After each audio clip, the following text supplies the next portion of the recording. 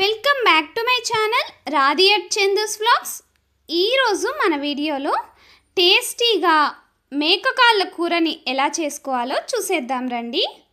Calcium ఎక్కువగా ఉండే ఈ మేకకాళ్ళతో కూర చేసుకొని తింటే బోన్ స్ట్రెంగ్త్ ఇంప్రూవ్ అయ్యి మోకాళ్ళ నొప్పులు, నడుము నొప్పి లాంటివి రాకుండా ఉంటాయి. ఈ మేకకాళ్ళ కూరని నా స్టైల్లో ఎలా చేయాలో చూసేద్దాం రండి.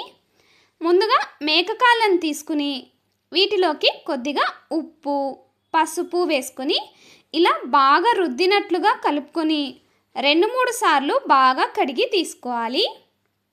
తర్వాత ఒక కుక్కర్లోకి 1 టేబుల్ స్పూన్ ఆయిల్, మనం క్లీన్ చేసుకున్న మేకకాళ్ళు, ఉప్పు, పసుపు వేసి మొత్తం కలిసేదాకా కలుపుకున్న తర్వాత మూత పెట్టి మీడియం ఫ్లేమ్లోనే కొంచెం పచ్చివాసన పోయేదాకా ఫ్రై చేసుకోవాలి.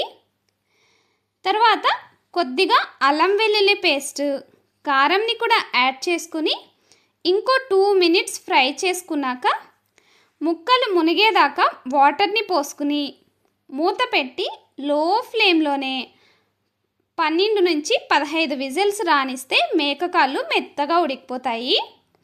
ఇన్ కేస్ మీరు తెచ్చుకున్న మేకకాళ్ళు కొంచెం ముదిరివి అయితే ఇంకొక 5 విజిల్స్ ఎక్కువగా రానిస్తే సరిపోతుంది. ఇలా ఉడికించుకున్నాక మేకకాళ్ళని సెపరేట్గా, ఉడికించుకున్న వాటర్ని సెపరేట్గా చేసి పక్కన పెట్టుకోవాలి. తర్వాత మసాలా కోసం మిక్సీ జార్లోకి ఎర్రగడ్డలు, టొమాటో ముక్కలు, కొంచెం చింతపండు, కొన్ని కొత్తిమీర కాడలు, 5-6 జీడిపప్పులు, 2 ఇంచులు ఎండు కొబ్బరిని ఇలా ముక్కలుగా కట్ చేసి వేసుకోవాలి.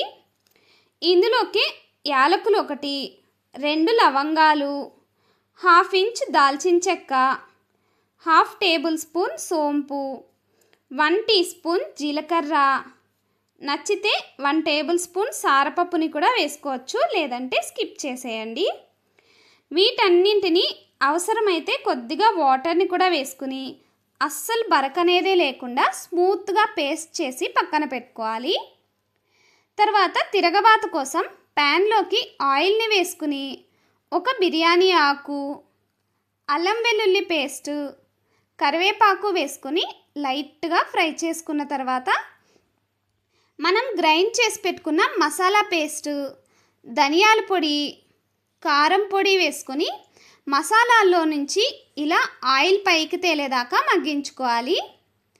ఇలా మగ్గించుకున్న తర్వాత ఉడికించుకున్న మేకకాళ్ళని కూడా వేసుకుని మసాలా మొత్తం ముక్కలకు పట్టేదాకా 4-5 నిమిషాలు మూత పెట్టి ఫ్రై చేసుకోవాలి.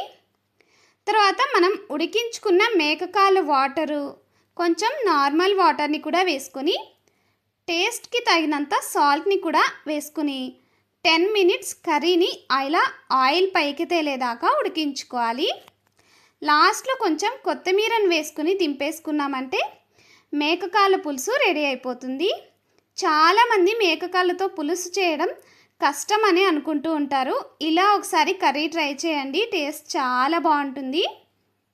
ఈ కర్రీని చేసిన పూట కంటే 3 to 4 అవర్స్ తర్వాత కానీ లేదా ఓవర్ నైట్ వదిలేసి మరుసటి రోజు తింటే కూడా టేస్ట్ చాలా బాగుంటుంది. నేనైతే రైస్ కంటే ఇడ్లీ, పూరి, సంగటి ఇలాంటి వాటిలోకి చాలా ఇష్టంగా తింటాను.